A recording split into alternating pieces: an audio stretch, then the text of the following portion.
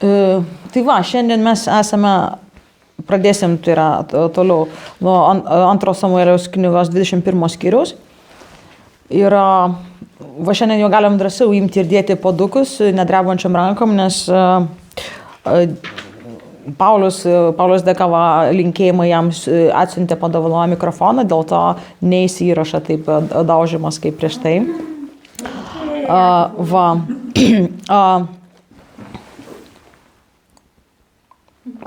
Taigi, čia yra tokia istorija aprašoma, kurią tikrai nesinorėjo praeitą kartą suplakti prie visų kitų įvykių, bet daugiau apžvelgti atskirai.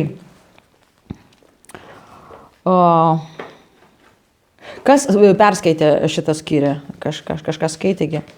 Nu va, gerai, yra statistika jau, kad yra skaitančių. Dalis skaitančių yra geriau negu nei kiek. Visgi ragino jūs pačius iš tikrųjų skaityti būtent ne tik po studijų, o prieš, kad jūs turėtume tai, kaip patys perskaitot, atšviežinti, net jeigu žinot, sakykime, tos istorijos, yra fainai, kad jūs patys perskaitytumėt, kad jūs turėtumėt tą kažkokį bendrą paveikslą iš, sakykime, tekstų ir panašiai, o ne tik to, ką aš kalbu šviesoje, ne? Aišku, geriau skaityti po to, negu iš vis ne, bet aš noriu paraginti jūs, padrasinti, skaityti prieš tai. Aš, aišku, nuolat vėluoju parašyti, ką reikia skaityti paskutinę dieną. Vis parašau toks challenges, bet aš tikiu, kad kažkaip galim mes. Taigi, situacija čia yra tokia. Aš vietomis paskaitysiu, vietomis perpasakosiu. Gerai? Dovydo dienomis buvo badas 3 metus iš eilės. Dovydas klausė viešpaties ir viešpats atsakė, tai dėl Sauliaus ir jo kraugeriškų namų, nes jis išžudė Gibeoniečius. Gibeoniečiai buvo ne izraelitų kilmės, bet iš amoritų likučio. Izraelitai jiems buvo prisiekę jų neišnaikinti, tačiau Saulius iš savo uolumo dėl Izraelio ir Judo siekė juos išžudyti. Čia aš truputį sustosiu ir mes pasiaiškinsim, apie ką čia eina kalba. Parašyta Dovydo dienomis, tai mes nežinom, kokiu momentu jo karalystės tas įvyko, bet jeigu darytume prielaidą, kas hebrajų literatūroje nebūtinai viskas eina iš eilės, bet jeigu darytume prielaidą, kad įvykiai aprašyti chronologiškai, nes iki šiol jie buvo aprašyti chronologiškai gan šitoj knygai, kas vėlgi pažįsta, tai hebrajų literatūra dar nieko negarantuoja. Bet visgi, jeigu daryti prielaidą, kad tai yra ir šitie įvykiai chronologiškai čia įkišti ir tai vyksta tada po jau Abšalomo sukilimą ir taip toliau, tai galim daryti tada tokį išvadą, tai labiau Dovydo karalystės antroji pusė, pabaigos link, laike šitie įvykiai vyksta. Nes mes žinom, kad jisai iš viso karaliavo 40 metų Dovydas, 7 metus Hebronė, 33 Jude, kaip Izraelio karalius. Ir jau gyvendamos Jude atsitiko tie įvykiai po kurio laiko su Hetitų Ūrija ir Betšeba. Vėliau dar kažkokie dalykai, kažkiek eilę metai su jo sūnumi, kitu sūnumi ir dukra. Po to Abšalomas buvo prisiminti išsiųstas, grįžo, ten praėjo 4 metai, po to visi įvykiai, tas pilietinės karas, perversmas.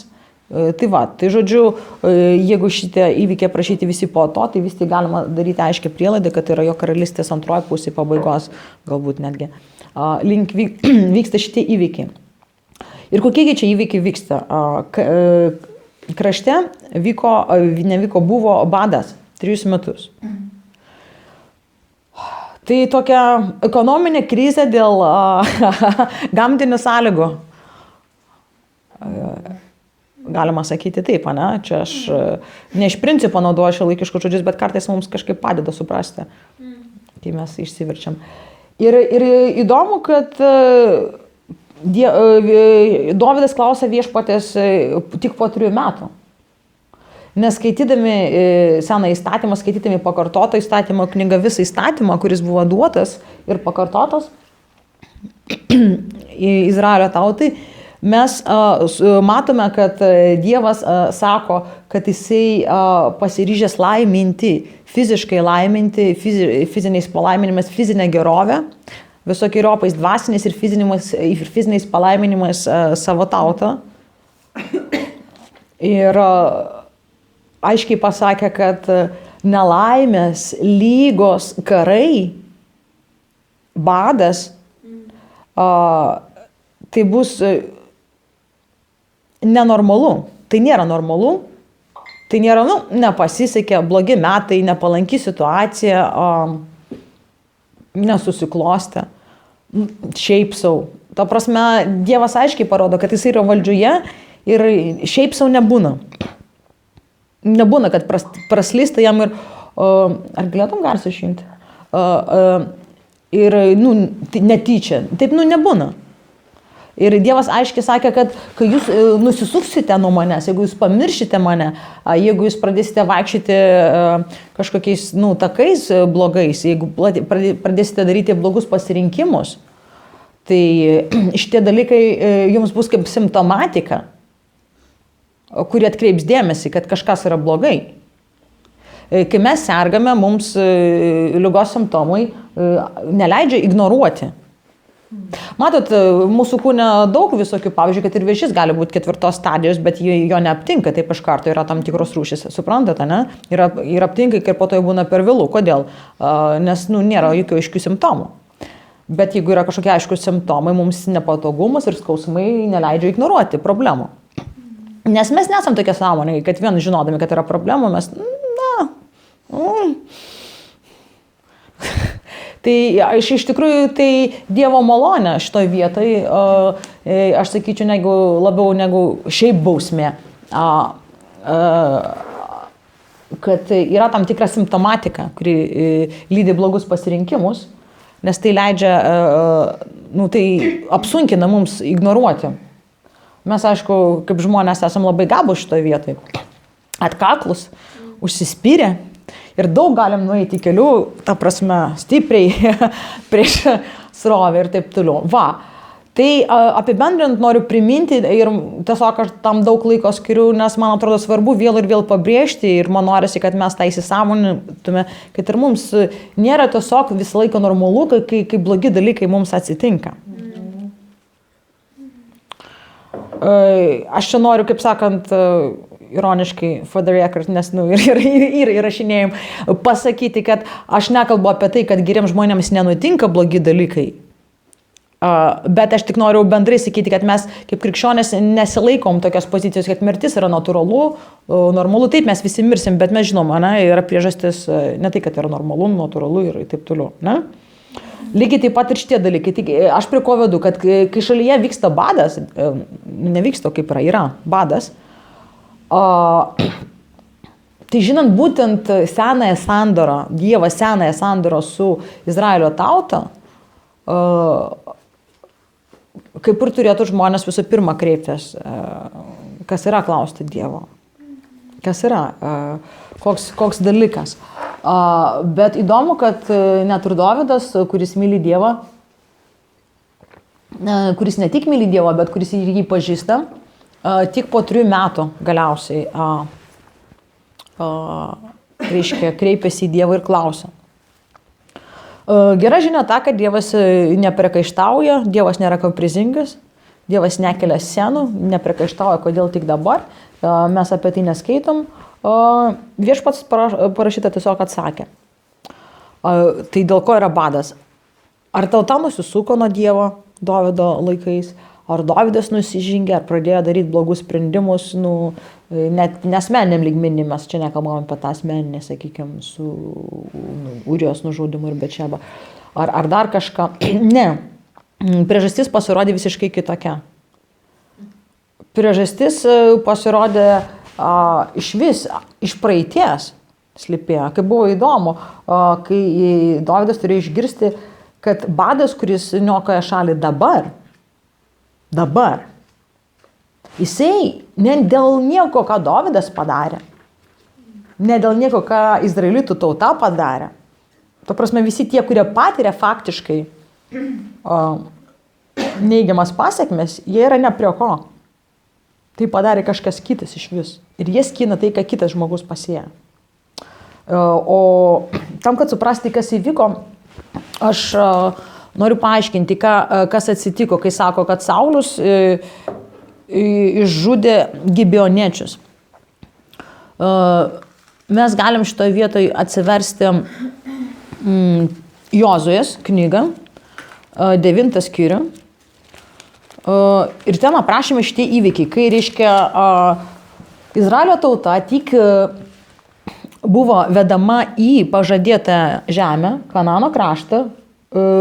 Dievas išvedė juos iš Egipto, jie klajojo dykumoje tam tikrą laiką, tam tikrą ilgą laiką, ilgiau negu Dievas pradžioje planavo jiems, numatė. Ir štai jie ateina į pažadėtą žemę pagaliau. Ir jie eina.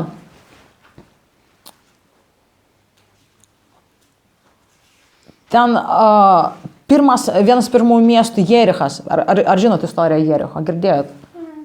Jerichas buvo tas miestas, kur jie atėjo ir Dievas jiems sakė daryti labai keistus dalykus.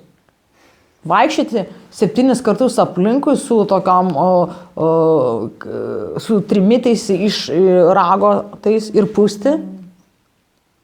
Ar sidabrinys, aš dabar neprisimenu, čia ne detalė iš to esmė, bet jie vaikščiai 7 kartus trimitavo ir sienos krito.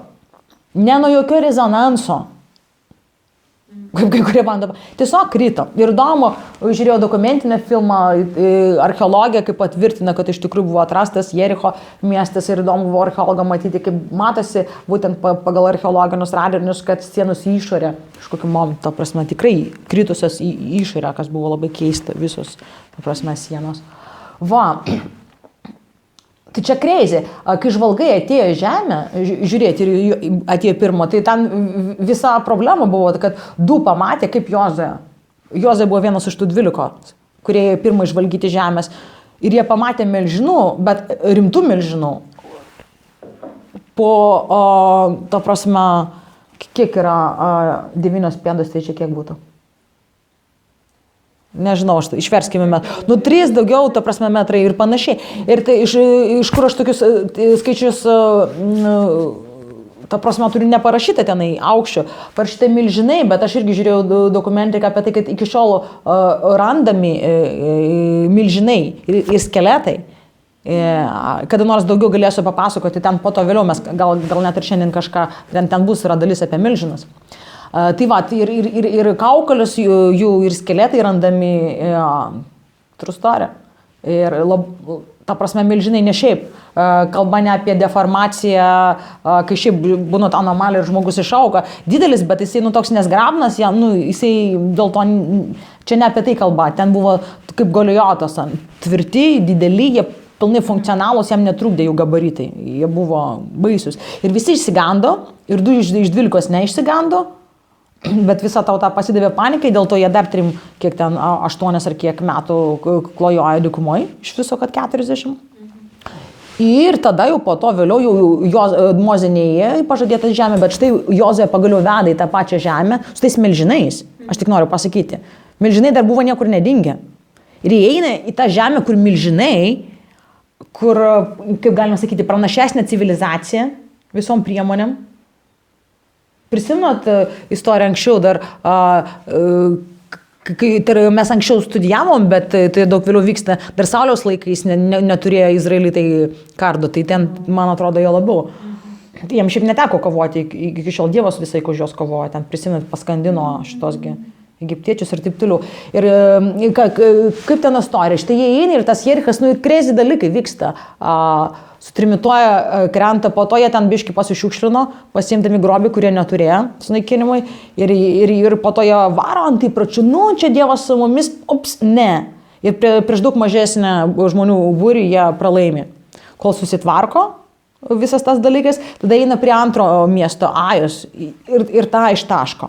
Ir matot, kai jau priartėjo tik prie izraelitai, kai priartėjo prie pažadėtosios žemės, jau žinios, nežiūrint, kad nebuvo interneto ir visa kita, tokios svarbios žinios buvo atliekosios jau iki krašto. Žmonės girdėjo. Ir nors tai buvo neįtikėtinos istorijos apie tai, kaip Dievas praskyrė jūrą ir paskandino ir panašiai, visų pirma, tai buvo kažkur ten. O visų antro, visgi praėjo 3-8 metai. Ne? Tačiau štai jie įeina šitą tautą ir dabar tai jau ne kažkur ten ir prieš 38 metus, bet tai jau čia ir dabar. Ir kai griūna Jerichas, kai nugalimas Ajus, tos žinios jau labai sudrebina aplinkinius žmones ir tautas. Ir gibeniečiai buvo vieni iš tų žmonių, viena iš tų tautų, tautelių, genčių, kur ten gyveno. Ir kai jie išgirdo šitą žinią, šitą prikolą, jie nusprendė kažką daryti.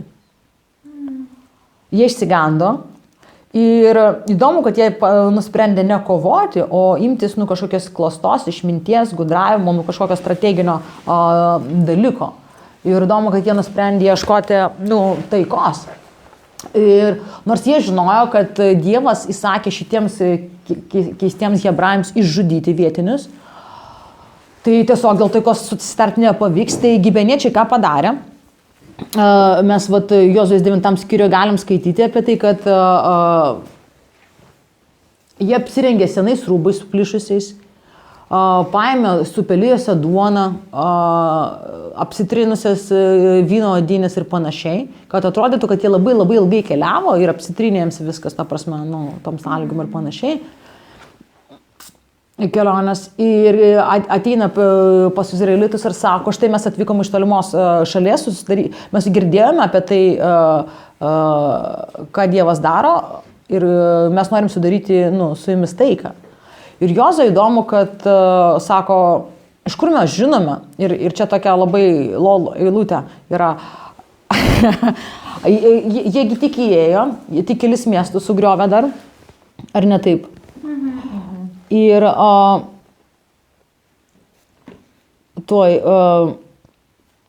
kur čia sako, į 7 eilutę. Izraelitai tarė Hivams, o gal jūs gyvenote mūsų žemėje, kaip mes galėtume su jumis tarti? Suprant, jie ateina į jų žemę, bendrai kraštas, Dievas, nes jiems atidavė vietinių kraštą, bet jie tik kelis miestus užėmė, jie turi tokį užtikrintumą, kad jie sako, kaip mes galim su jumis tartis, gal jūs gyvenate mūsų žemėje, nes jie jau vadina tai mūsų žemė. Va šitas man patiko. Gal jūs gyvenate mūsų žemėje? Ir liūdnas dalykas aprašytas 14 eilutėje. Izraelitai priėmė jų maistą, nepasiklausę viešpatės patarimą. Galim sakyti, tai iš kur jie galėjo žinoti, tai čia jos apgavo, bet va šitą eilutę atskleidžia. Juk jie nėra našlaičiai. Jie nebuvo našlaičiai, jie turėjo Dievą, kuris rūpinasi jais kaip tėvas ir galėjo klausti. Ir jie neklausė, dėl to apsigavo. Ir sudarė su jais taikos sutartį atitinkamai. O po to, praėjus 3 dienoms tik tai po sutarties, ilgai netruko tiesą išsiaiškinti, jie išgirdo, kad tai yra jų kaimynai gyvena jų žemėje. Ir tada izraelitai iškeliavo, 17 eilutėje skaitau, ir 3 dieną pasiekė jų miestus. Ir labai faini miestai. Gibeoną, Kefyrą, Beerotą ir Kirjat Jearimą. Čia vienas iš tų funny facts, kada vienas iš miestų lietuviams turi būti labai juokinga, vadinasi Kefyras. Gibeniečių, true story. 17 eilutė, 9 skyriaus. Pabraukite, ne?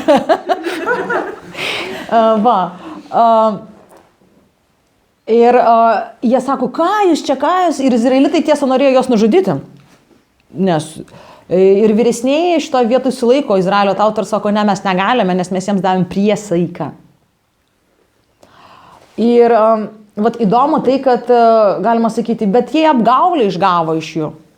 Bet aš noriu atkreipti jūsų dėmesį, nepriklauso nuo to, kaip jūs galvojat, kaip mumsgi atrodo, nesvarbu, kaip mums atrodo, bet aš noriu parodyti jums, kaip Dievas žiūri tokius dalykus.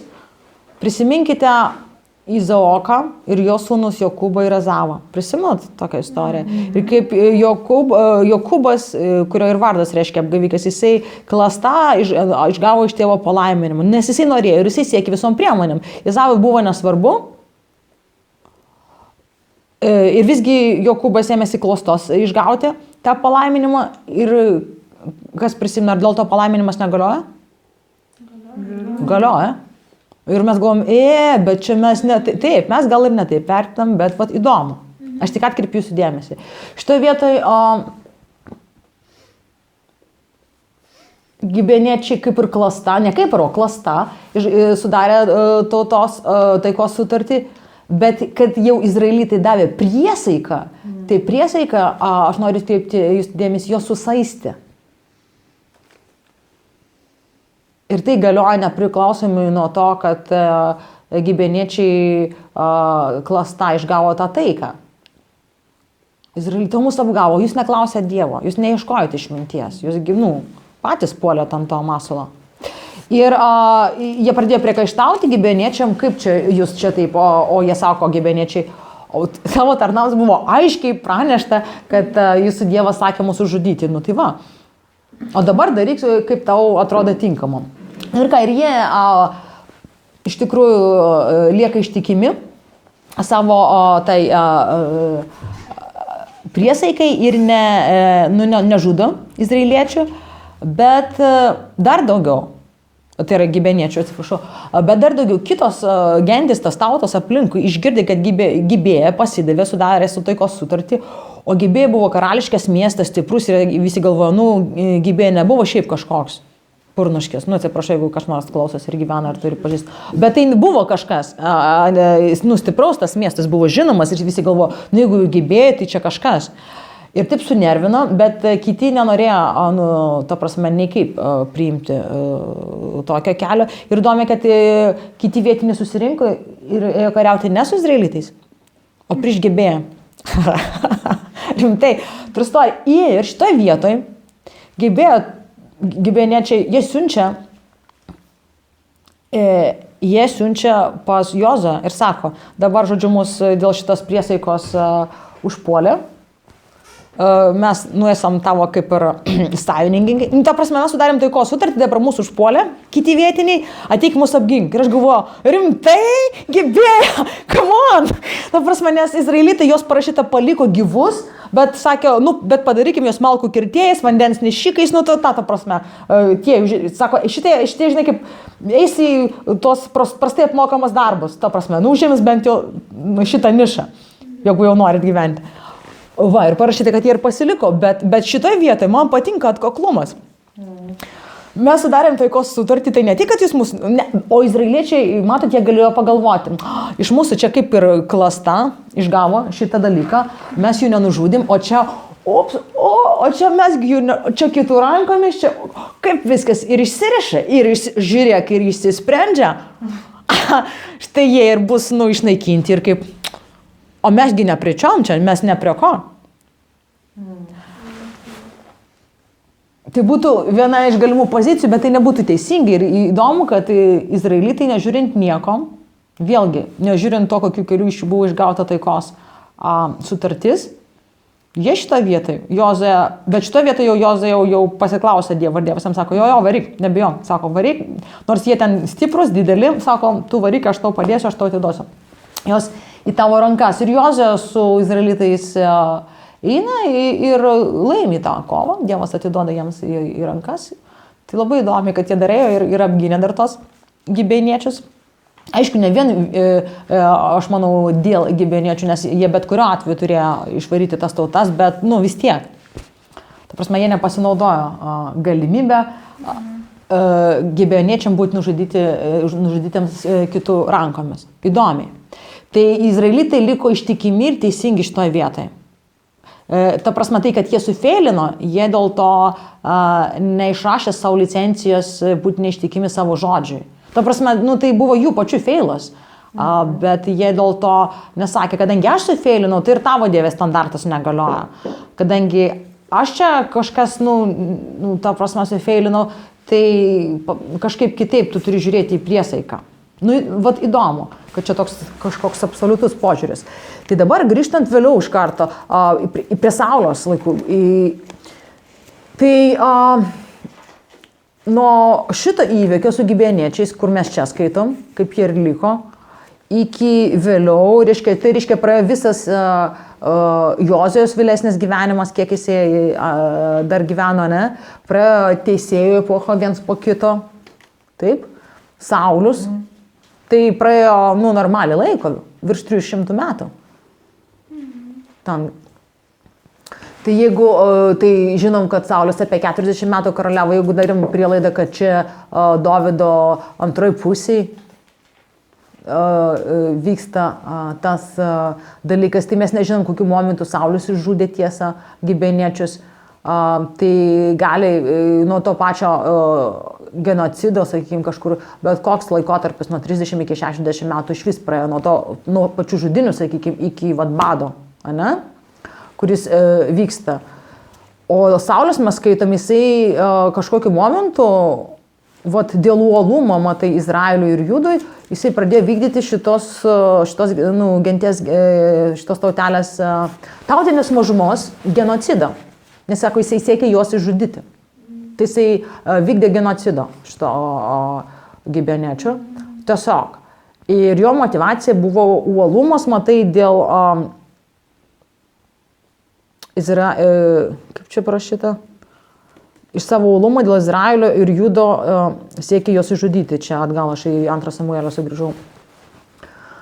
Bet įdomu, jeigu jūs prisimenat Sauliaus karalystės pradžioj, Dievas jam sakė, žudyk Amaleką.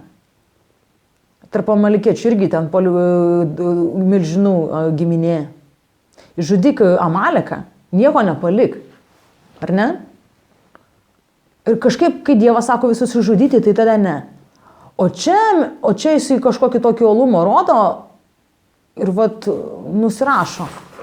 Kas buvo gan būdinga Sauliui, paimti ir tokį selektyvų klausimą taikyti tam, kad Dievas sako, kaip jam patogu po to. Taigi aš ten norėjau daug aukų Dievui iš amalekiečių grobio, o čia jis norėjo, matai, pateikti Dievui uolumą, saugant savo tautą, tą grinumą, kaip Dievas įsakė, o tiesiog paima ir užsimerkė per vidurį. Tai, kad buvo ta priesaika, ta prasme, taip negalima, taip neveikia. Tas jo religinis uolumas, jisai nepateisina nepaklusnumą. Mes nekompensuojam vieną dalyką kitų. Aš šitoje vietoje Dievo neklausau, bet šitoje vietoje aš įdėsiu pastangų ir tada bus gerai. Religinis uolumas niekada nekompensuoja nepaklusnumą ir santykio nebuvimo su Dievu. Juolab, kad šitoje vietoje Saulius tiesiog atvirai klydo. Jis netgi darė atvirkščiai. Jisai, lyg užmiršo apie tą priesaiką ir tik prisiminė vieną dalį, kad Dievas sakė, kad tas tautas išžudyti, o taip negerai. Ir įdomu, kad Saulius taikė genocidą, bet badas neprasidėjo taip pat. Netrenkė molnė žaibas kažkoks Sauliui, neištiko jį raupsai, nevyko badas Sauliaus dienomis. Bet praėjus jau, aš sakau, mano bendrai sumetimais, mano logika galėtų bet koks periodas būti nuo 30 iki 60 metų praėjo nuo šito genocido, kuris irgi per kurį laiko, akivaizdžiai gal turėjo vykti, o gal ir visą Sauliaus gyvenimą. Ir štai Dovydas, kai jis jau įsitvirtino karalystė, kai jau praėjo kuris laikas, iš tai atrodo tu išvis ne prie ko, išvis kažkaip ne į temą. Ta prasme, kodėl? Vėl dabar, kodėl šitam, ta prasme, atvirkščiai atsitinka, kai vyras pagal Dievo širdį. Ta prasme, čia, prie ko čia Dovydas, prie ko čia dabar? Mes sugrįšim prie šito klausimo, aš jį iškeliu ir jis mums niekur nedings. Ne? Jeigu mes jį neatsakysim, tai mes tiesiog neatsakysim, bet jis niekur, manau, neturi dingti. Bet aš manau, kad mes jį atsakysim. Ir Dovydas klausė tada gibeniečių, dabar, kai jis turi tą informaciją, kodėl kilo badas, kas vyksta ir kodėl vyksta, jis klausė gibeniečių, ką aš galėčiau, trečia eilutė, jums padaryti ir kaip sutaikinti jūs, kad jūs palaimintumėte viešpatės paveldėjimą. Įdomu, kad rašte yra vieta, kur sako, kad nepelnytas prakeikimas, jisai sugrįš atgal, jisai nekais, mes neturim bijoti nepelnytų prakeikimų. Bet iš kitos pusės įdomu, kad pelnyti prakeikimai veikia ir Dievo žmonės. Vien dėl to, kad tai yra Dievo žmonės, nereiškia, kad jiems neveikia kažkokie prakeikimai, kurie yra pelnyti.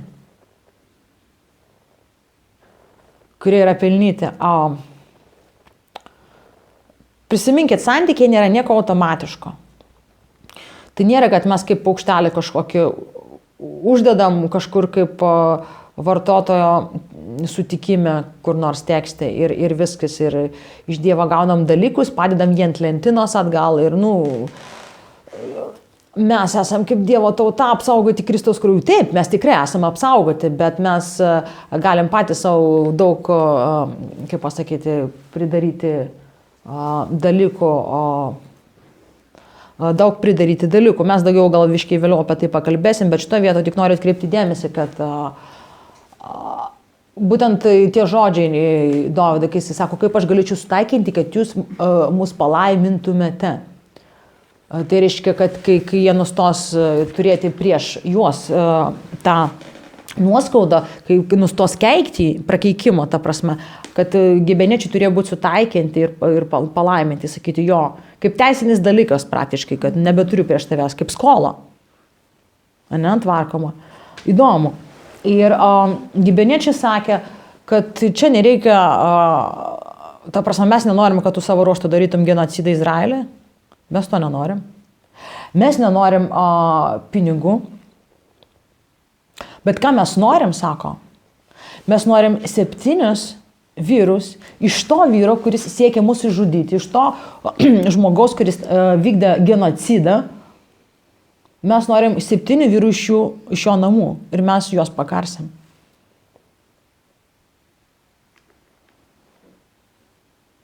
Ir Dovydas sako, gerai, aš jums duosiu.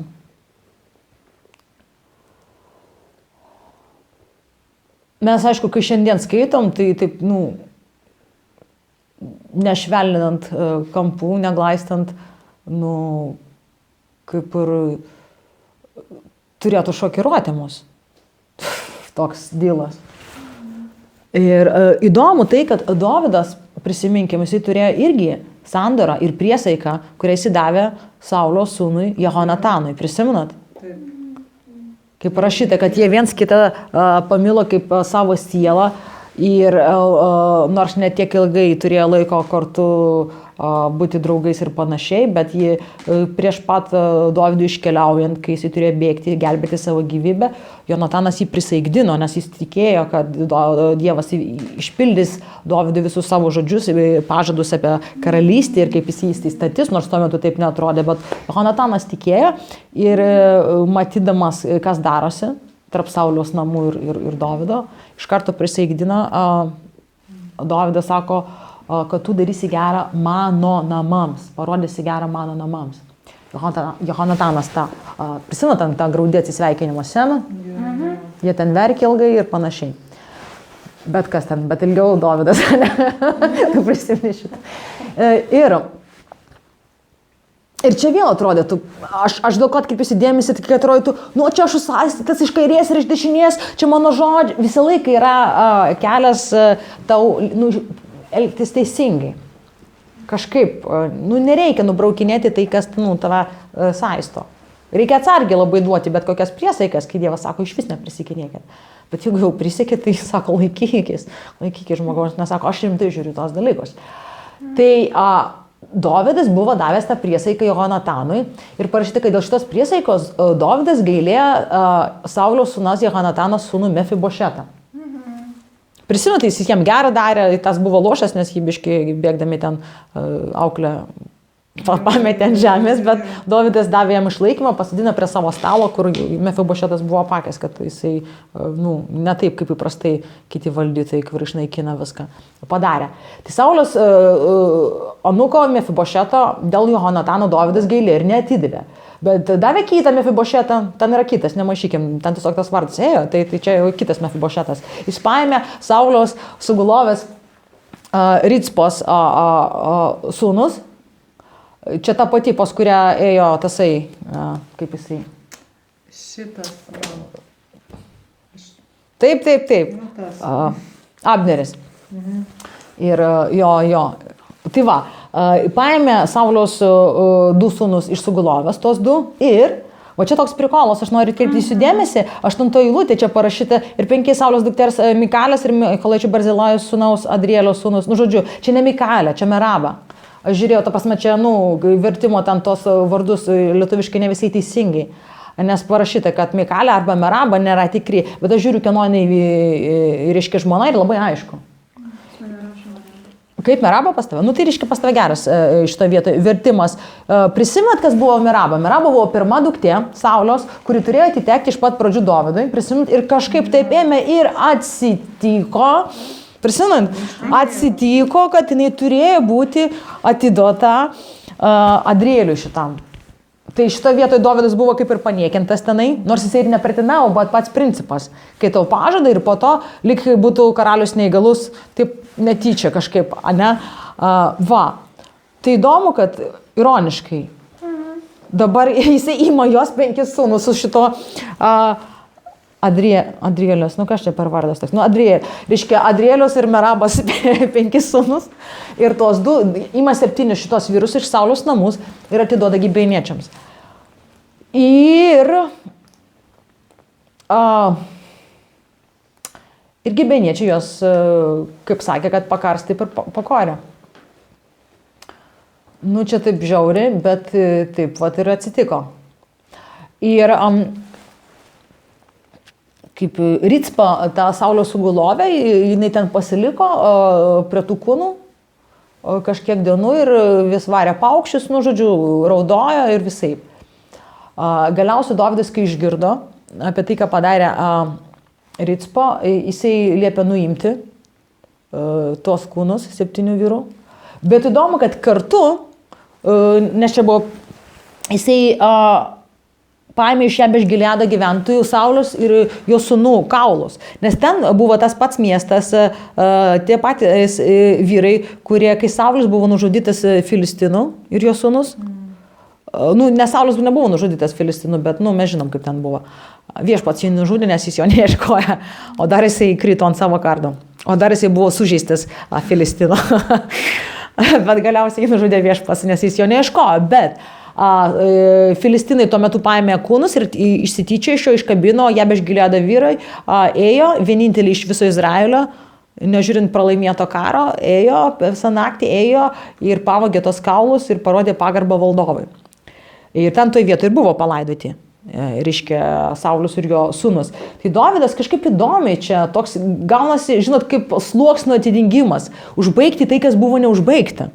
Visos šiukšlės, kuris po kilimu, žinot, buvo sušluotas, vienu kartu sutvarkomas. Ir jisai, Dovydas paima ne tik tos 7 vyrus, bet ir Saulius ir jo sūnų kaulus parašyta ir palaidoja, nukelia ir palaidoja Kišo, tai yra Sauliaus tėvo, šeimininiam kape. Tai yra labai tokia pagarba, nesuteikti jau mirusiems parodyti ir panašiai. Įdomu, kad Dovydas verkė, kai Saulius mirė ir jo sūnus, taip, prisimnut, įsigydė, nes sakė, jei, pagaliau. Bet įdomu, kad ir vėliau Biblijoje mes skaitom, kaip parašyta, nesidžiaug, kai krenta tavo priešas, nesidžiaug, nepikdžiaug. Tai Dievui patinka, kai tu nesidžiaugi dėl savo priešo. Tas yra įdomu. Ir įdomu tai, kad šitoje vietoje nėra, kad ir gerai, tai čia Sauliaus namai, čia dėl jų mes iš vis kenčiam. Gerai, čia 7 tie vyrai nekalti, bet tas, tai čia va, dėl jo mes maža, tai štai mus dar pasivėja, ką jisai pridarė. Ne, mes viso šito nematom, mes matom, kad atvirkščiai. Ne tik šitos 7 dar ir Saulių patys su jo sūnumis kaulus iškasa ir parodo dar pagarbą tokią pomirtinę ir nukelia ir palaidoja kape. Ir įdomu, kad dabar, ne po to, kai buvo pakarti, o kai atrodytų visas ciklas užsibaigė, 14 eilutė. Ir jie palaidojo Sauliaus ir jo sūnaus Jehonatano kaulos cieloje Benjamino krašte jo tėvo Kišo kape. Jie įvykdė visą, ką karalius įsakė ir parašyta. Po to Dievas išklausė maldą dėl krašto. Čia daug yra apie ką pamastyti, ar ne taip? Čia daug yra apie ką pamastyti. Pagarba visą laiką patinka Dievui, dėl to, kad pagarba tai pripažinimas, kad žmogus sukurtas pagal kūrėjo atvaizdą ir tu gerbi kūrėją tame žmoguje, kūrėjo atvaizdą tame žmoguje. Ir tu gerbi poziciją, nes tu pripažįsti, kad Dievas valdžioje. Ir jeigu Dievas neleistų šitam žmogui būti šitoj pozicijai, jis negalėtų. Kaip ir Jėzus Pilotui sakė, kai Jėzus surištas teisimas, o jis sako, labai toks ramus Jėzus. Tai ką, sako, žmogus negali turėti nieko, jeigu jam nėra duota. Pats nieko nepasiima. Dėl to gerbdami pozicijas, mes gerbėm Dievą, kuris yra valdžioje, kai nesigrėbėm į savo rankas teisėjo plaktuko, patys savo nepradedam išrašinėti visokiausias licencijas, kurios leidžia mums elgtis kaip mes norim, nes jisai taip, šitą savo poziciją to nedaro, tas ano ir dėl to aš esu atleidžiamas nuo to, kad pagal tos ir anos principus arba karalystės kažkokios įstatymus veikti. Ne, čia atskiri dalykai, suprantat, mes tokį mėgstam plakinį padaryti, bet yra atskirti dalykai ir Dievas pats teisingai teisia kiekvieną už savo dalykus. O Dovydas, matot, šitoje vietoje parodydamas jiems pagarbą, kažkaip akivaizdžiai pasielgė teisingai, nes po to Dievas išklausė maldą dėl krašto. Tai man asmeniškai tai yra tokia labai labai įdomi istorija. Ir aš vis galvoju iš tikrųjų apie tą klausimą, kodėl Dovydo laikais, kodėl Dovydui, kartu aš galvoju, o kas būtų, jeigu badas kiltų Saulės dienomis? Kaip jūs prisimenat, kai Dievas siųsdavo pranašą su konfrontacija pasauliu, kaip ten pasisekdavo? Tavo viešpats. Tu ir kaip? Aš nusidėjau, tavo viešpats gal manęs pasigailės. Jisai Saulius, mes matėme, priešinosi, pyko, teisinosi, ką nori, bet nesutikdavo taip kaip Dovydas. Prisimenat, kai susifėlina, jis sako, taip, aš nusidėjau. Ir. Iš esmės, toks dalykas kaip badas, tai visam kraštui, ar ne? Tai įsivaizduojat, jeigu, čia mano tokia logika, aš galvoju, kad jeigu vyktų Sauliaus dienomis badas, tai Saulius įvestų tautai dar didesnį. Ir mes matysime vėliau, tarp kitko, mes matysime vėliau su kitais karaliais, kaip kažkas blogai, daromi blogi pasirinkimai ir jie iš vieno blogo pasirinkimo eina į kitą. Tai šitoj vietoj badas vyko, kai Dovydo dienomis, tai Dovydas buvo vyras, kuris sugebėjo vietoj to, kad kai Dievas jam pasakė, žinok, čia dėl Sauliaus veiksmų, dėl Sauliaus vykdymo genocido dabar tavo tauta patiria badą. Dievas matyt žinojo, kad Dovydas yra tas vyras, kuris nepradės grumuoti Dievui kumščiais, aiškinti kaip. Tai prie ko čia mes? Mes čia ne prie ko. Kodėl mes nenueis į savigailą, į pretenzijas, į kartėlį, į kažkokias isterikas, į pyktį, į tokius dalykus. O jisai pridengs dar tai, ką ir Saulius prieš tai padarė. Jis padarė teisingus dalykus, jisai sugebėjo perlipti per visokius, eiti į tą neigimą arba savigailą arba ką tik nori. nesigrėbė aukos vaidmens, nu tai kodėl aš čia turiu pakelti kažkieno kito problemą. O labai stipriai ir vyriškai pasielgė, atsistojo šitą vietą į tą tarpą, už save ir už kitą. Ir padarė tai, kas išgelbėjo jo tautą, vietoj to, kad vestų į didesnės problemas. Saulius nebūtų galėjęs tą padaryti. O ką Dovydas padarė, tai dar išgelbėjo, jis ne tik, ta prasme, savo valdymo metu tautą vedė paskui Dievo šlovinimą, bet sugebėjo atitinkamai, kai jį pasivė ir Saulios nuodėmes, dar ir nuo tų pridengti. Nes meilė, kaip žinia, pridengia daugybę nuodėmių. Tai tas, kai aš apie tai galvoju, tai tada man tai, kaip pasakyti, make sense.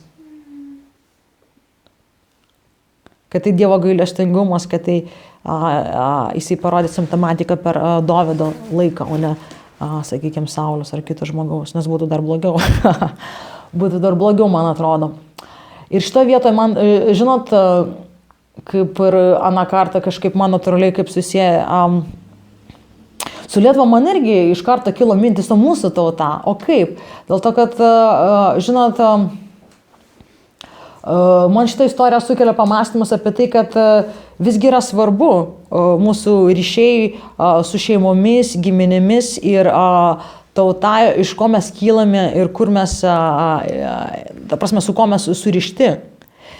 Ir Kristuje mes esame nauji kūriniai, visiškai nauji. Mes esame išlaisvinti iš visų prakeikimų, nes Jėzus Kristus parašyta tapo dėl mūsų pats prakeikimų ant medžio, nes parašyta prakeiktis kiekvienas, kuris kaba ant medžio. Ir jisai buvo prikaltas prie medžio, prie kryžiaus ir tapo už mūsų prakeikimų. Dėl to mes esame laisvi kartu, gyvendami savo kažkokio aplinko, mes negyvename vakuume, ar ne taip? Ir mes galim lygiai taip pat kaip fizinėme klimate, mes gyvenam karštam klimate arba šaltam klimate, ar ne? Ir mūsų tai veikia. Mus tai veikia. Taip pat mus veikia dvasinės atmosferos ir klimatai, kuriuose mes gyvename. Ir jeigu mūsų tauta, sakykime, yra veikiama kažko ir slegiama ar atvirkščiai, tai mus neišvengiamai tai veikia. Ar ne taip? Mes neturim tokį imunitetą. To prasme, mes vis tiek, eidami per lietų, sušlampam. Tegul ir iš išorės, bet mes, tik tai pat sušlampam. Įdomu galvoti apie tai, ir aš galvoju apie Lietuvą kažkaip ir dėl to pradėjau daugiau net galbūt ir domėtis ir istoriją, man įdomu, o ką mes, kokia mūsų tautos istorija ir panašiai. Įdomu, kad mūsų tautos istorija tarp kitko irgi yra genocidas ir netoks senas. Mes žinome, kas domimės Antro pasaulinio karo metu Lietuvoje vyko didelis žydų genocidas. Lietuvoje gyveno viena didžiausių populiacijų tuo metu Europoje. Viena didžiausių žydų populiacijų Europoje gyveno Lietuvoje. Lietuvoje, Vilniuje būtent buvo tas, reiškia, Vilniaus Gaonas, ta prasme, tas, jų mokytojas. Jo, reiškia, yra iki šiol senamiestį. Mes tai mane Skaidrė ir Selzė per kažkokią vasario 16 irgi. Jo darbai ir mokymai įtaką padarė net šiuolaikiniam, ta prasme, judaizmui, kokia ten didelė dalis, ta prasme, mokyklos dar seka, netgi mūsų Vilniaus to Gaono ir taip toliau. Yra įdomu ir buvo išžudomi, kaip Molėtų buvo tas maršas, 80% to miestelio buvo išžudyta, 20 000 žmonių. Labai didelis žudynės.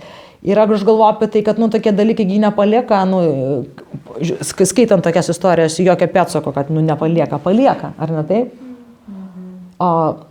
Iš kitos pusės aš matau, kai pradėjo Europoje, aš pasidami užgimė, man atrodo, Vokietijoje 9 metais, pirmieji tie gyvieji maršai, kai pradėjo eiti iki pripažinti, ta prasme, kaip atminimą pagerbti tų mirusių, žuvusių ir nužudytųjų žydų tais laikais.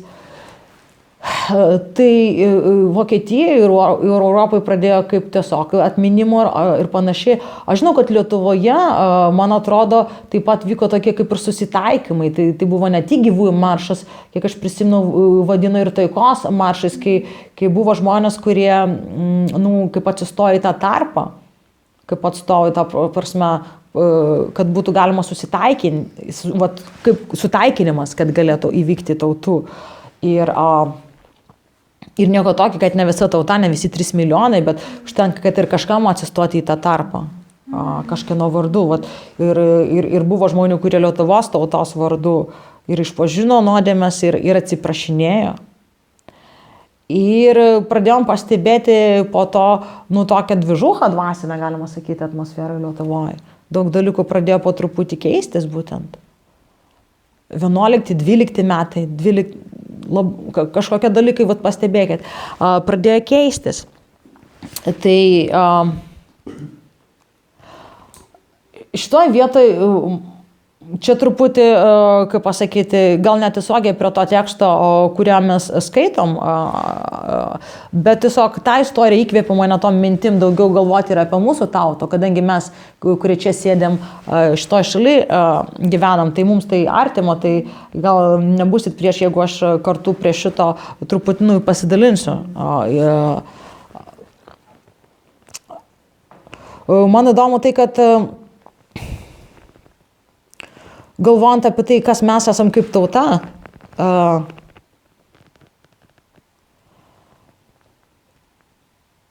labai svarbu man pasirodė jums priminti, kai aš skaitau rašte, labai daug vietų yra, kurios komunikuoja labai vieną įdomią mintį. Dievas sukuria tautas. Tautos susiformuoja nenatūralių aplinkybių, ir socialinių ir kokiu nors ten veiksnių, bet net ne vieną kartą, daugiskaitą kartų labai aiškiai rašte pakartojama, kad Dievas sukuria tautas. Ir mes skaitom apie kažkokius atvejus dėl tam tikrų priežasčių, kad Dievas sako, aš nušluoju šitą tautą, jos net neprisimins. Viskas nebus, jisai užbaigia tos tautos egzistavimą. Ir nieks negali, viskas. Ir yra tautos, kur tu jas naikink, tu kaip tu nori, jos neišnyksta. Ir kaip jos išsilaiko? Nežinau, kažkaip. Dėl to, kad Dievas sukuria tautas ir Dievas išlaiko tautas. Aš kalbu ne apie valstybės, aš kalbu apie tautas. Ir netgi vienoje vietoje įdomu, kaip parašyta, kad Dievas auklėja tautas. Kaip kad žmonės. Suprantat? Dievas sukuria tautas ir auklėja tautas. Kaip kad Jėzus kreipdavosi į miestus. Ir čia nebuvo vien poetinė kalba, aš netikiu. Jis sakydamas, tu ten toks miestas, tu toks. Tu Betlėjų nebijok, nors tu mažas, bet nieko. Nieko, Betlėjau, nebijok, kad tu mažas. Dievas sako, ne? Iš tavęs išeis gelbėtojas didelis. O kitus miestus peikdavo. Dėl Jeruzalės verkė, sako, kaip tu taip Jeruzalė, sako. Kaip tu taip? Sako, aš tiek kartų norėjau tą. Nesurinki kaip viščiuką pas savo sparnus.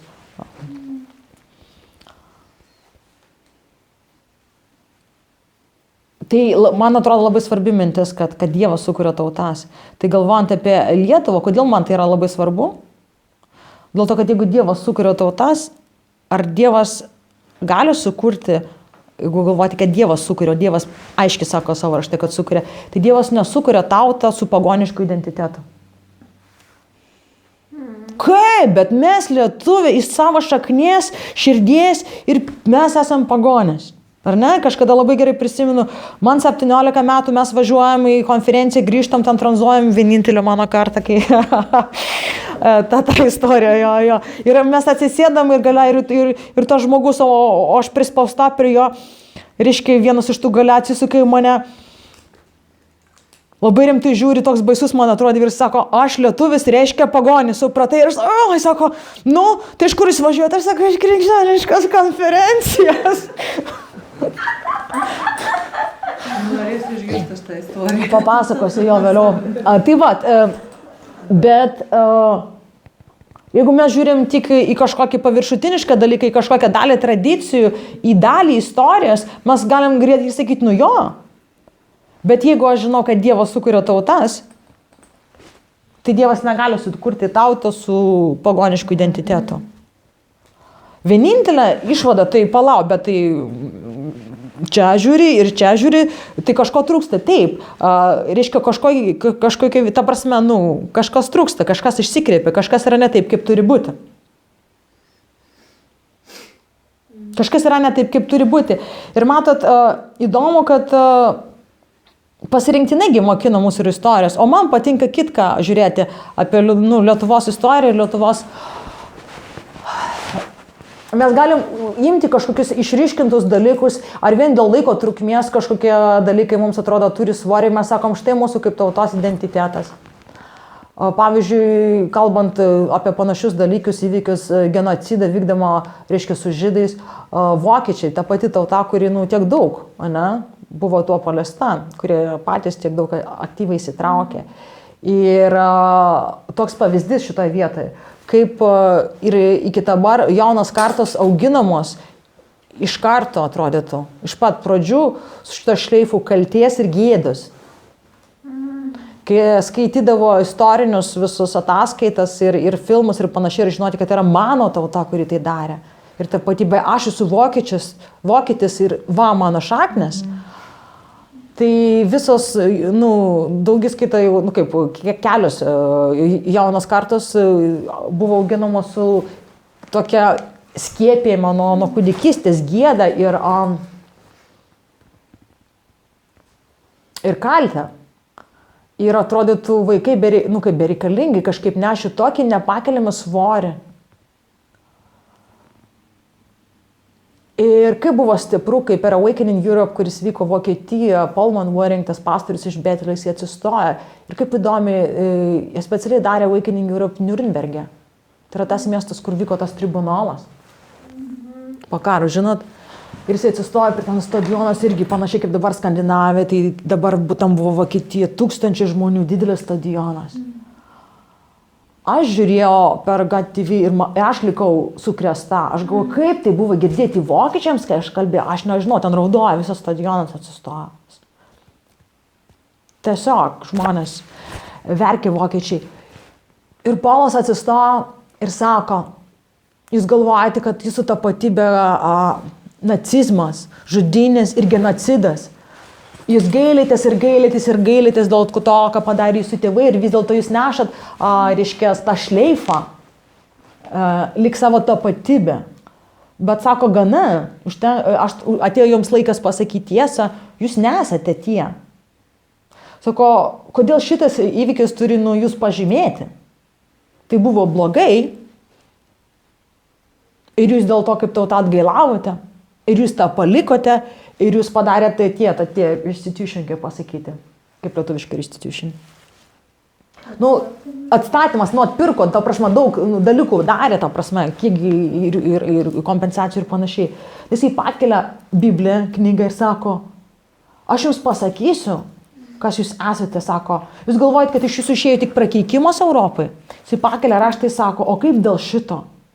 O kaip dėl Gutenbergo, sako, spausdintinio preso? Sako, ar ne iš jūsų išėjo Biblija? Sako, ar ne iš jūsų išėjo palaiminimas, kad tiek daug žmonių gali skaityti patys? Sako, ar ne iš jūsų? O reformacija, sako, o Liuteris? Sako, jūs nesat žudikai. Ir jisai pradėjo kalbėti jiems tokią galingą tiesą apie tai, kas jie yra. Ir stadionas atsistoja, raudai, jis sako, gana. Sako, Vokietija, būkit laisvi. Būkit laisvi. Sako, jūsų gėda nutraukta, jūs neturit gėdas, Jėzus Kristus nunešė jūsų visą gėdą, ta prasme, tas dalykas nėra jūsų tapatybė, Jėzus yra jūsų tapatybė. Ir pradėjo kalbėti apie tai ir pranašuotėms, kad jie yra ta šalis, tas fatherland, ta tėvo šalis, kurie patys turi tėvo širdį, sako, jūs duosite tiek daug kitiems, jūs tapsite kaip tėvas kitoms šalims. Ir žinot ką, kai dabar vyko didžiausia krizė su pabėgėliais Europoje, visi keikia, visi kritikavo ir ta šalis, kuri atsistojo ir priėmė milijonus pabėgėlių. Nepaisant visos Europos Sąjungos žiaurios kritikos. Tai buvo Vokietija, kuri ištiesė tėvystės ranką. Ir visi Paulo Manwaringo žodžiai šito vietoj išsipildė. Čia crazy. Kai jisai atsistojo ir tautai kalbėjo tapatybę. Ir aš galvoju, wow, kaip stipru. Ir mes kartais galvojam, mums kaip lietuviams, o ką jeigu, ta prasme, mūsų tiek pagoniškų galbūt švenčių, ne dar kažką, tai gal mes nebebūsim lietuviai, jeigu mes atsisakysim, tokių dalykų. Bet čia aš grįžtu prie to, bet jeigu Dievas sukuria tau tas, o jis sukuria, tai jis nesukūrė lietuvis kaip pagonis. Jis tiesiog sukūrė lietuvius. Jis tiesiog sukūrė lietuvius. Ir mes net nežinom, kas mes esame. Ir kai mes nežinom, kas esame, mes grėbėmės visų kitų dalykų tik dėl to, kad mes tai taip ilgai darėm. Tai dėl to mes... Ne. Vien dėl to, kad pažiūrėkit, kiekvienas iš mūsų, kuris nepažinojame Dievą, iki kol jį pažinome, kiek daug dalykų mes turėjom. Ir mes jas palikome ir dėl to, ar mes praradom save, ne, mes atradome save. Nes mes atradome, kas mes iš tikrųjų esame. Nauji kūriniai Kristuje. Ir tam tikrą prasme, mums nereikia rinktis tarp lietuvybės ir krikščionybės. Bet mes kaip lietuviai galime atrasti, ką reiškia, kad mes kaip lietuviai atpirkti, nauji žmonės Kristuje esam, kokie mes iš tikrųjų sukurti būti, nes tautos turi savo bruožus. Ir kokie yra tie bruožai, kur Dievas mums davė, suprantat? Nes atrodyt mums arba reikia tokia abstrakcinė krikščionybė, kur aš toks kosmopolitas ir taip, mes ieškom nežemiškos tėvynės, suprantat? Bet mums tada sunku, vis tiek yra, bent jau kai kam yra, nežinau, man yra, vis tiek yra kažkokie patriotiniai jausmai, čia kalba ne apie nacionalizmą, nacionalizmą, bet vis tiek mes gyvenam, šitoj šalyje, ne? Tai mums, mūsų lokaliai yra svarbu, mūsų šeima. Taip, Dievas eina pirmas, bet vis tiek mes mylim savo šeimas, yra klaida nepaisyti ir sakyti, kad nesvarbu, čia svarbu.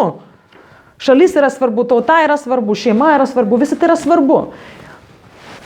Bet mums nekaip negalėsime sutaikyti buvimo lietuvių su buvimo krikščionių, kol mes nesuprasim, kad Dievas sukūrė tautas ir mes turim atrasti, ką reiškia būti lietuvių krikščionių. Ir nereikia rinktis tarp buvimo lietuvių ir krikščionių. Mes tam tikrą prasme, kaip naujas kūrinys Kristuje, tai ir tauta yra naujas kūrinys Kristuje. Ir kaip Paulas kalbėjo Vokietijai apie kitus dalykus, mes turim surasti, kas mes esam kaip lietuviai Kristuje. Tie bruožai. Nes mums priešas milo ir sako, jūs esate pagonės, jūs esate tie tauta, kuri bamba, jūs esate jūsų tautiniai bruožai, kad jūs esate užsispyrę, kad jūs esate tie, kurie džiaugiasi, kai kaimyno namas dega ir panašiai, tie visi folklorai ir anekdotai. Ir žinot, kas tai yra? Tai yra netiesa. Tai yra netiesa. Aš noriu papasakoti jums porą faktų iš Lietuvos istorijos, jeigu jums įdomu. Kodėl pasakoma visą laiką, kai Lietuvos vardas paminimas pirmą kartą, kai analuose užrašytas nužudymas Brunono Bonifacio. Šitą mes visi žinom, ar ne? Šiaip nei taip. Bet ar mes žinom, kaip ten buvo? Aš pasidomėjau, aš pakėliau, tai yra oficialūs istorijos šaltiniai. Aš pasiskaičiu skirtingos ataskaitos, jų yra daugiskaita, ta prasme. Kažkiek. Apie Brunoną Bonifaciją. Ir žinot, kaip buvo? O buvo taip. O buvo taip. Brunonas Bonifacijus pats karališkas giminės, giminės buvo karalius ir jisai paliko savo ruoštą, savo kažkokiu laikotarpį viską, kad būti, reiškia, tuo vienuoliu ir panašiai. Ir net nesitenkino vien vyskupija, kas buvo politinė stipri, vis tiek valdžios pozicija, galima sakyti, ir taip toliau, jisai norėjo iš tikrųjų skelbti Kristų. Ir įdomiai skaičiu apie Bonifacijos, to prasme, Brunono gyvenimo net to aprašymą ir taip toliau. Ir žodžiu, kai jisai atvaro, pagaliau, jis turi anksčiau varyti labiau Prūsus, ten, kur žuvo Adalbertas 10 metų prieš tai. Irgi misionerius. Bet, žodžiu, taip susiklostė galiausiai, kai jisai varė, jis jau varė, ir štai jisai Lietuvos teritoriją, Lietuvos bent jau genties, sakykime, lietuvių genties. Atvaro ir jį suima ir jį nuveda pas karalių. Tai mes žinom tik tai tą įprastai iš mūsų sutrumpintos versijos, jį suima, nuvedė pas karalių, karalius jį nužudė, end of the story. Ne end of the story, praleistas visas esminis viduris. Vapšė, visas. Tiesa, jis suvedė ir nuvedė pas karalių. Taip, ta prasme, ne ta prasme karalius, kaip vėliau, ta prasme, viso katalikiško pasaulius aplinkui politinio pripažinimas. Bet jie visi buvo karaliai. Apie lietuvius rašė, o jie ten visi gyvena pelkėsi, apie baltus, sakykime taip, tiesa, reiškia objektyvumo, apie baltus. Jie visi ten, sako, gyvena daug pilių šalis, reiškia daug pilių kiekvienoj karalius. Tai ta prasme, jie visi karaliai, sako, o šiaip bendro vieno valdovo nepakenčia, sako, labai, tokia. Bet tarpusavį nekariauja, nors sako, karingi, kaip pasakyti, moka, ginklus turi pažangius ir taip toliau, bet nėra agresyvus, ta prasme, neina ekspansija. Tokie, mes kažkokie kariai. Ir, žodžiu, suėmė ir veda pas tą, greičiausiai, istorikai dar išveda, kad greičiausiai buvo tas karalius, valdovas, Netimiras. Ir mūsų misionierius pradeda jiems skelbti. Evangelija yra apie Kristų. Labai paprasti tekstai, aš darau prielaidą, kad panašiai jisai galėjo skelbti taip tiesiai šviesiai kaip Adalbertas, nes aš apie Adalbertą tą irgi paskaičiu. Tiesiai šviesiai, kai jo klausiu, ko atėjai, sako, aš atėjau jiems, Adalbertas sakė, prieš tai paskelbti jums apie Kristų, kad jūs atsiverstumėt nuo savo kelių, šitie yra, ta prasme, jūsų tušti stabai, jeigu negirdi nei ką, o aš jums pasakosiu apie Dievą, kad galėtumėt būti išgelbėti. Jie va taip varo, va čia jau toks skelbimo metodas.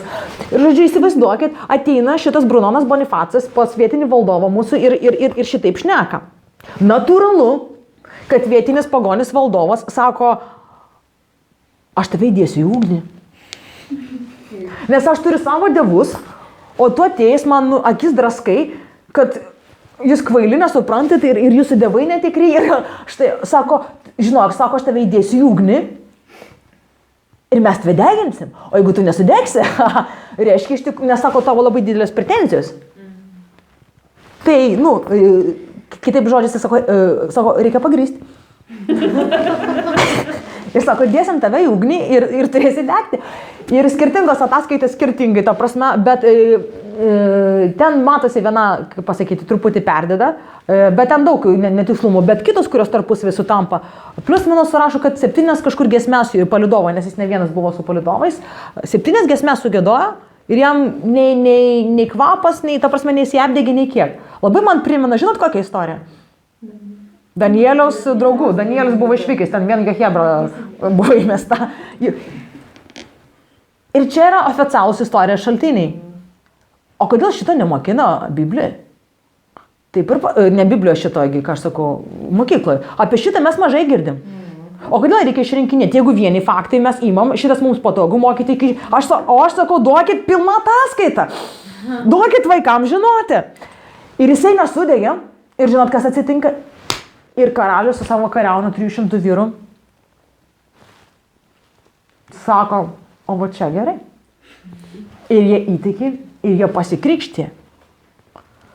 Ir aš sakau, man patinka tokia Lietuvos istorija, duokit šitą į mokyklas, va šitoje vietoje man įdomu.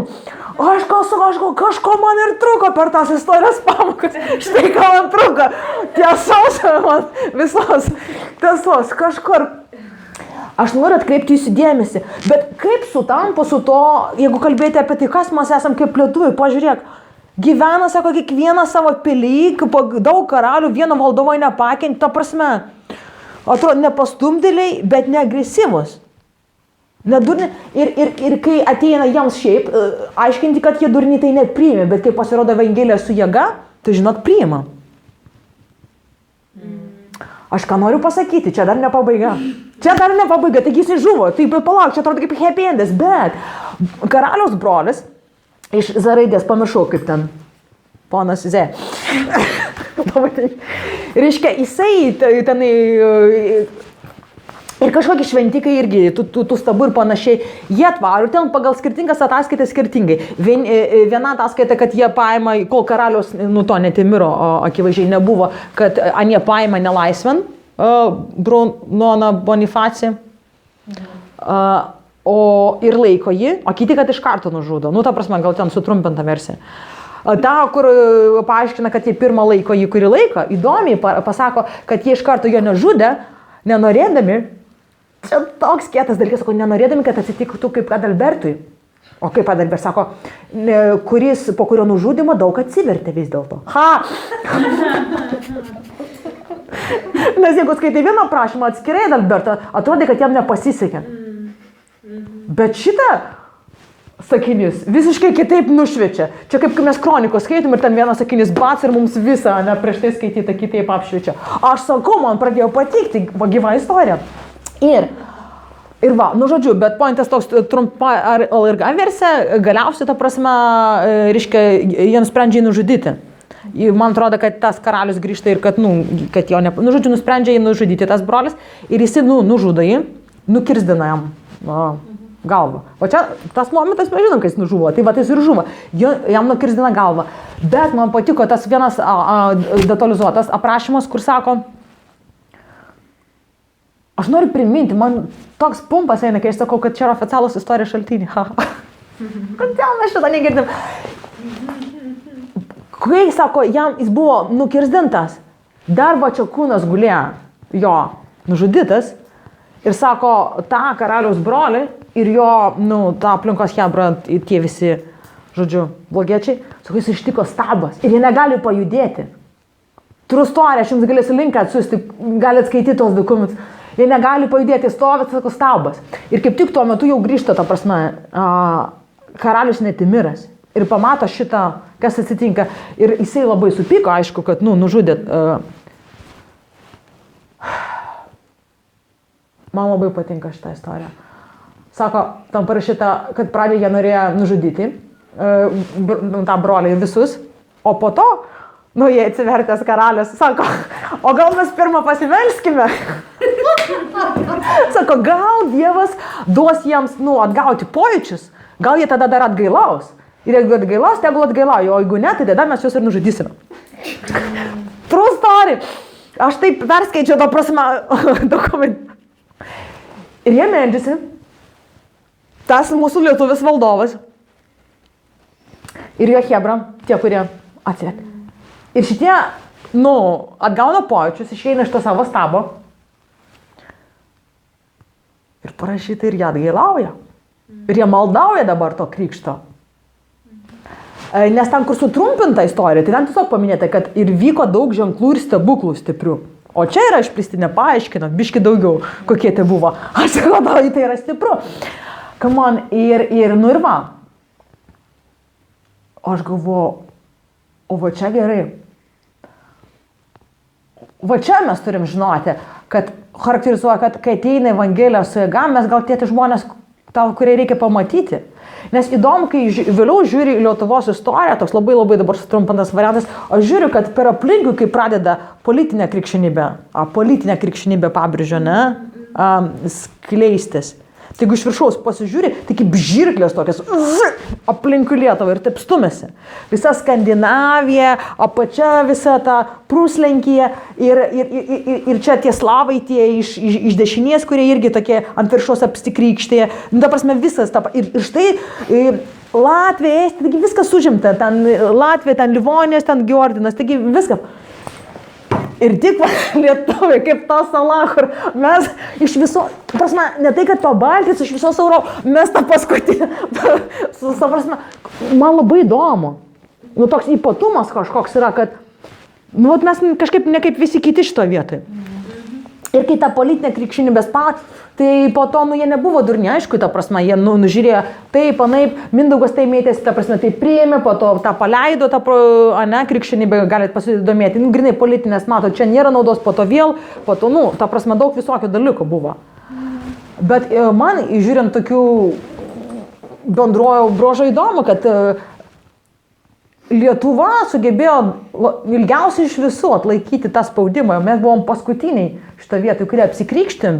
Bet aš nesakau, kad mes esam labiausiai atsparus Evangeliją, bet tik aš sakau, kad labai sunkiai lietuvimai praryti kaip kaulo gerkliai vien politinę krikščionybę. Mes esam tauta, kur sako, mums nereikia politinės krikščionybės, bet jeigu ateina toks čiuvos, kuris nesudega ugnį ir sako, kad Dievas yra tikras, tai žinok, tada mums gerai. Ir matot, ir vienas, ir kitas, aš noriu kreipti dėmesį, ir ten buvo iš Romos, ir ten. Čia kalba ne apie tai, kad Roma bloga. Nes Bonifacijus, jeigu ką, buvo Romos atstovas. Bet aš tik sakau, kad mums kaip lietuviams, Dievo sukurtai tautai, duok mums Evangeliją su jėga. Ir kažkaip, tada jo. Mūsų, atrodo, yra šita, mūsų tautos dvasia, mums netinka politinė krikščionybė. Mums daug tokia, kur jeigu mes tai įdėsim ugnę, tai vis tiek, aš galvoju, va mūsų ta prasme, ne, kažkoks jums eskizas, kas mes esame kaip lietuviai, ta prasme, mes galim ieškoti toliau, kas mes esame kaip krikščionys lietuviai. Suprantat? Ir kai mes, ta šalies istorija, kai mūsų pradėjo galiausiai visas imperijos, Rusija, Prūsija, ne, Austrija pasidalina kaip pyragėlė, ne, ir viskas ir atrodytų kaip jūros bangos. Ir apdengė. Ir viso. Ate, Lietuva. Ta prasme, tokie mažuliai. No more bubbles. Žinai, viskas. Bet to tauta, kurios būtent tapatybė tai yra kalba puolė, ne, vežė mus vagonais į Sibirą, ko tik ne. Ne, buvogi. O po to kažkaip, vėl išnirė žemėlapį, vėl ta lietuvių pala, taigi jau ne viskas. Ir neišnirė atgal. Ir LDK metu, to prasme, nu ir kas, tai kai ir buvo ir Jogaila, reiškia, Lenkijos karalius ir LDK, reiškia, Lietuvos didžiosios kunigaikštystės, Lietuvos didysis kunigaikštis. Buvogi momentų, kada sakė, davai tas jau formalumas, vis tiek mes abiejų tautų respublika kaip ir viena valstybė, o čia, kadangi, netoks, karalis lyg pranašesnis, visi išorė labiau pripažįsta, davai šitą numesim LDK. Vis tiekgi nesvarbu. Tai gerai, kad Lietuvos kilmingiai piestų stojasi, sako ne, nes tai buvo valstybingumo klausimas. Nes nebus pozicijos, to Zadno kažkaip čia ir ta Lietuva kartu prie, Bet išliko. Nepaisant nieko, išliko Lietuva kaip atskira, tauta visų pirma. Tai išniro Lietuva kaip valstybė. Ir nežiūrint to vėlesnės okupacijas. Ir vėl net mūsų šitą paskutinę, ką aš jums praeitą čia ar už praeitą kartą pasakau apie Islandiją. Ne? Kai aš jums sakiau, kad tai yra stebuklo atrodytų, kada Islandija, visas tas palankumas yra iš Dievo, kai negali paaiškinti.